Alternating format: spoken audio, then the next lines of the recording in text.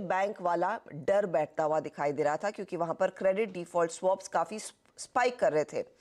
Eventually हुआ क्या और अमेरिका ने क्या किया और क्या कहा? Neeraj ji, good morning. अच्छी खबर तो यही है कि ओवर वीकेंड किसी ना किसी को बेल आउट नहीं किया। बिल्कुल कुछ नहीं हुआ, यही तो अच्छा पिछले 2 वीकेंड्स में यही हुआ था कि अब सोमवार को क्या रिएक्शन आएगा। करेक्ट, तो कुछ खास हुआ नहीं, यही अच्छी खबर है और इसीलिए अमेरिकन मार्केट में एक तेज़ी के माहौल में आप कह सकते हैं बंद हुआ और लगातार दूसरा हफ्ता जब वीकली बेसिस पे गेन किया है यूएस मार्केट ने। तो ये बात आपकी सही है कि बिल्कुल फ्राइडे को 3 बजे के आसपास जो है डॉयचे बैंक की खबर आई थी।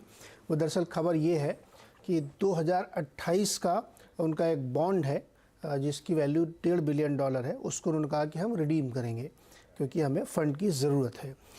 लेकिन जैसे ये खबर आई उसके बाद पैनिक मचा, स्टॉक 20% नीचे गया, फिर हालांकि क्लोजिंग बेसिस पे वो 3% पे बंद हुआ।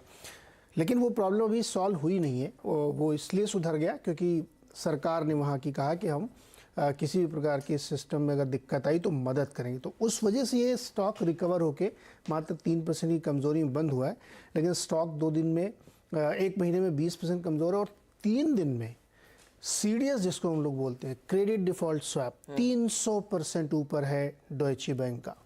ये संकेत दिखाता है कि इनके जो अलग अलग मैच्योरिटीज़ के बॉन्ड हैं उसमें डिफ़ॉल्ट की संभावना बहुत ज़्यादा है, इसीलिए उसका इंश्योरेंस सीडीएस 3 गुना बढ़ गया। 300% सीडीएस का बढ़ना एक गंभीर चिंता होनी चाहिए।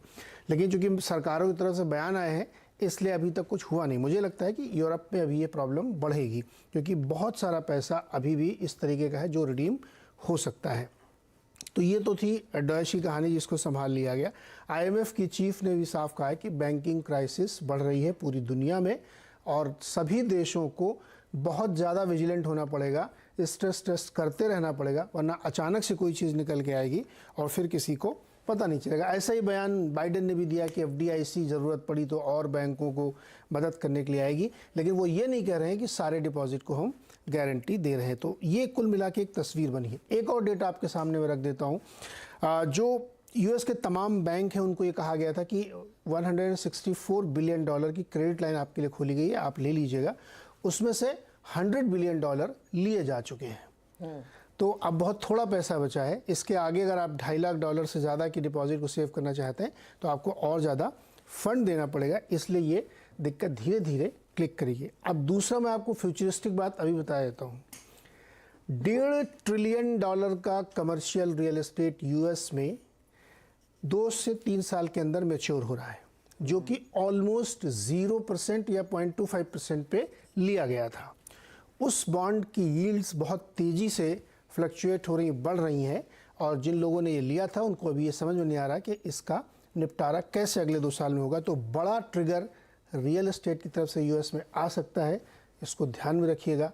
बहुत डिटेल में मैं एक यूट्यूब लिंक भी आज इस पर बनाऊंगा। तो ये एक बड़ी चिंता यूएस की तरफ से आने वाली है रियल एस्टेट की। नीरज जी बताइए, ये कहाँ से जानकारी आपको मिल रही है, क्योंकि डॉयचे बैंक को लेकर आपने सबसे पहले आगाह किया था, तो जो भविष्यवाणी है आपकी एकदम सही बैठ रही है।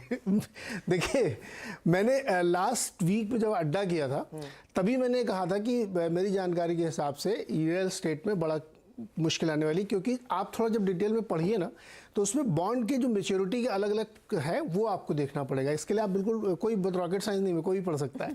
तो जब मैंने पढ़ा तो मुझे लगा कि 2 साल के अंदर ये रिडीम होने वाले हैं। $1.5 ट्रिलियन इनकी वैल्यू है और 0% या 0.25%